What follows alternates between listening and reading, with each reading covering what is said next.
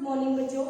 बेटा जो work done था वो हमने कंप्लीट कर लिया था न्यूमेरिकल के साथ, ठीक है। अगर आपने ट्राई किए हैं न्यूमेरिकल और कोई भी डाउट आया है तो आप पूछ लेना, ठीक है। आज हम बात करेंगे एनर्जी। तो एनर्जी का टॉपिक आज स्टार्ट हो रहा है, तो ध्यान से सुनिएगा बच्चों। आप सभी ने पढ़ रखा है एनर्जी क्या होता है, ठीक है।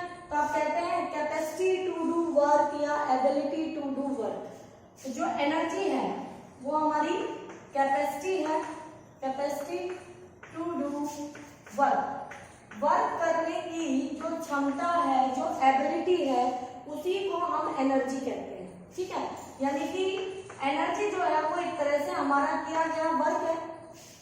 अगर हमारे अंदर एनर्जी नहीं होगी तो हम वर्क कैसे करेंगे। आप खाना वाना खाते हैं सुबह, आप फुल एनर्जेटिक हो जाते हैं, आपकी बॉडी को एनर्जी मिल जाती है, फिर आप दिन भर काम करते हैं, ठीक है। लेकिन बिना खाए पिए आप काम नहीं कर सकते, तो वही एनर्जी है बेटा आपकी। जो काम कर रहे हो आप, उस काम करने में जो आपने अपनी एनर्जी लगाई है, जो आपने अपनी एनर्जी यूज की है, वो आपकी एबिलिटी टू डू वर्क, उसी को हम एनर्जी कहते हैं, ठीक है।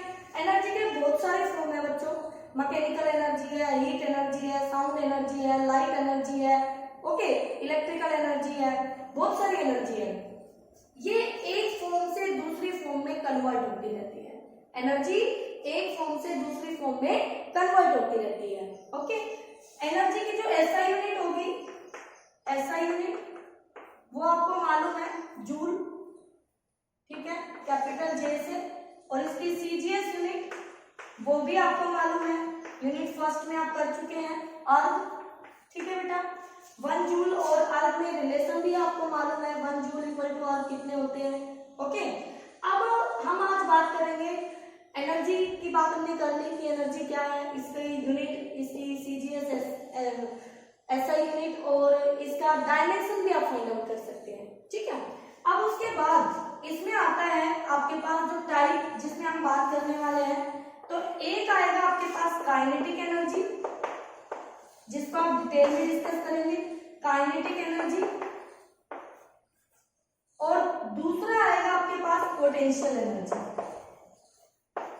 पोटेंशियल एनर्जी, ठीक है। और अभी मैंने एक नाम लिया था मैकेनिकल एनर्जी, वो क्या होती है, मैकेनिकल एनर्जी। तो बेटा मैकेनिकल एनर्जी जो होती है, मैं सिंपल अगर आपको बताऊं तो ये काइनेटिक एनर्जी और पोटेंशियल एनर्जी का सम होती है मैकेनिकल एनर्जी, ठीक है।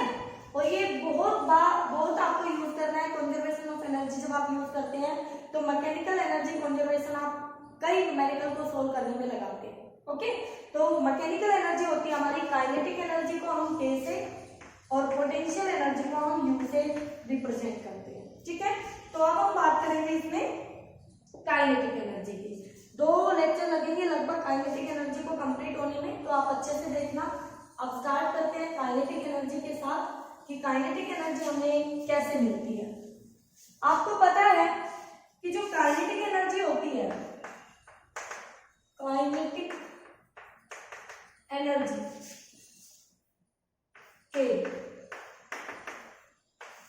it is an energy possessed by virtue of motion of the body। किसी भी बॉडी के मोशन की वजह से जो उसने एनर्जी पोजेस की है, जो एनर्जी उसके पास है, वो उसकी काइनेटिक एनर्जी होती है। क्या होती है बेटा, काइनेटिक एनर्जी। ये energy due to motion, due to motion, motion की वजह से होती है, ठीक है। बॉडी के पास उसके मोशन की वजह से जो एनर्जी होगी उसको हम काइनेटिक एनर्जी कहते हैं, ठीक है। अब इसका जो रिलेशन है K equal to half mv², इस रिलेशन को हम 2 मेथड से फाइंड आउट करेंगे, तो आप ध्यान से देखना। फर्स्ट मेथड में, मेथड 1, फर्स्ट मेथड में हम क्या करेंगे बेटा, हम एक बॉडी ले लेते हैं, ये हमारी कोई बॉडी है, ठीक है। इसका मास m है, इस पे एक फोर्स लगाया, इनिशियली ये रेस्ट में रखी हुई है, u0 है इसका, और फिर ये एक डिस्टेंस s मूव कर गई फोर्स की वजह से, और इसने v वेलोसिटी गेन कर ली, और इस पे ये फोर्स F लगाया था। तो F फोर्स लगने की वजह से इसमें v v वेलोसिटी आई और ये s डिस्टेंस के थ्रू मूव कर गई, तो इतनी दूरी मूव करी है इसने यहाँ इनिशियल से फाइनल वेलोसिटी अटेन करने में, तो कुछ वर्क किया गया इसके। अब वो वर्क कहाँ चला गया, तो देखिए आप कहाँ चला गया। Equation of motion v square minus u square equal to 2as हमने यूज की बेटा। अब v square equal to u हमारा इनिशियल 0 है बच्चों, तो इसको 0 रखेंगे 2as, तो यहाँ से v स्क्वायर की वैल्यू आ गई आपके पास 2as। आगे देखते हैं हमें किसकी जरूरत पड़ती है। ठीक है, हमें पता है वर्क डन होता है, क्योंकि जो जब भी हमें एनर्जी निकालनी होगी किसी भी बॉडी के लिए, काइनेटिक एनर्जी, पोटेंशियल एनर्जी, तो हम वर्क डन निकालेंगे। क्या निकालेंगे? वर्क डन निकालेंगे। तो वर्क डन होता है फोर्स इनटू डिस्प्लेसमेंट, और यहाँ डिस्प्लेसमेंट हमारा क्या है? s। बिल्कुल, तो हम यहाँ फोर्स को ma पुट करेंगे, डिस्प्लेसमेंट को हम s पुट करेंगे। बच्चों एक ही वैल्यू क्या मैं यहाँ से निकाल सकती हूँ? बिल्कुल निकाल सकती हूँ।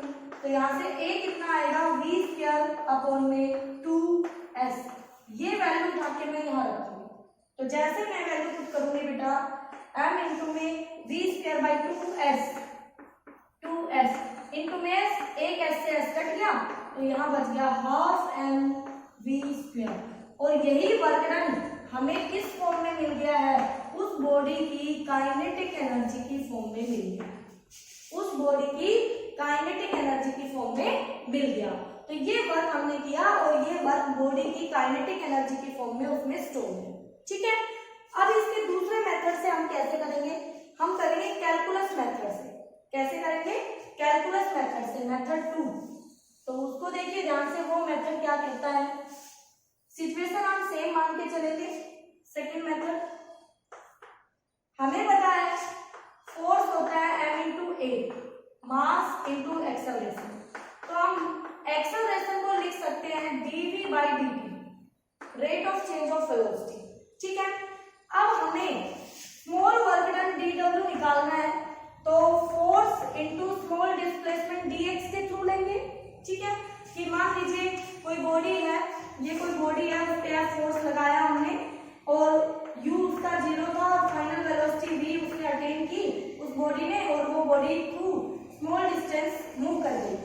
आप ये भी कह सकते हैं for variable force, for variable force आप ये सिचुएशन अप्लाई कर सकते हैं। प्रीवियस वाली सिचुएशन में f कांस्टेंट था थ्रू दी मोशन बॉडी के लिए, लेकिन यहाँ पर स्मॉल डिस्टेंस के लिए f लिया गया है। तो आगे डिस्टेंस है, तो आप यहाँ पर आपको याद होगा जब वेरिएबल फोर्स के लिए हमने वर्क डन फाइंड आउट किया था तो ऐसे ही किया था। ठीक है, तो बच्चों f की जगह मैं लिखूं m dv बाई dt, बिल्कुल m dv by dt into में dx। बेटा जी इसको ध्यान से देख लो, dx बाई dt हमारा v होता है, तो mv इंटू dv।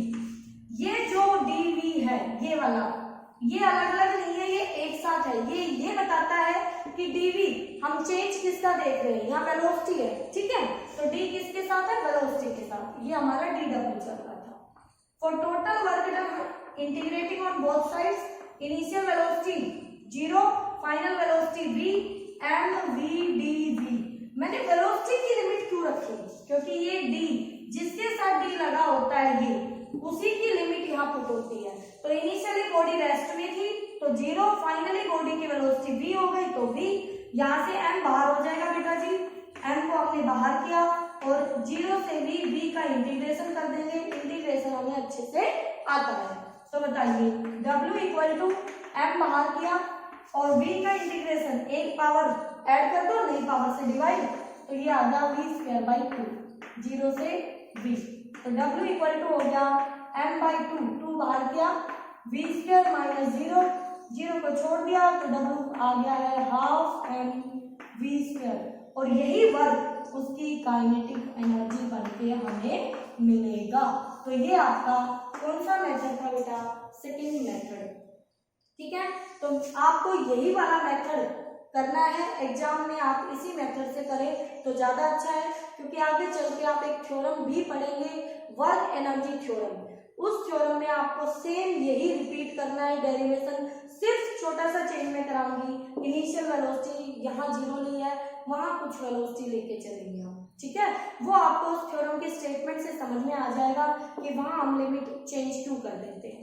ओके बेटा, ठीक है, तो ये था आपका काइनेटिक एनर्जी, दो मेथड से उसका एक्सप्रेशन। अब एक छोटा सा रिलेशन आता है इसमें, वो आता है काइनेटिक एनर्जी और लीनियर मोमेंटम में रिलेशन। तो relation between kinetic energy, relation between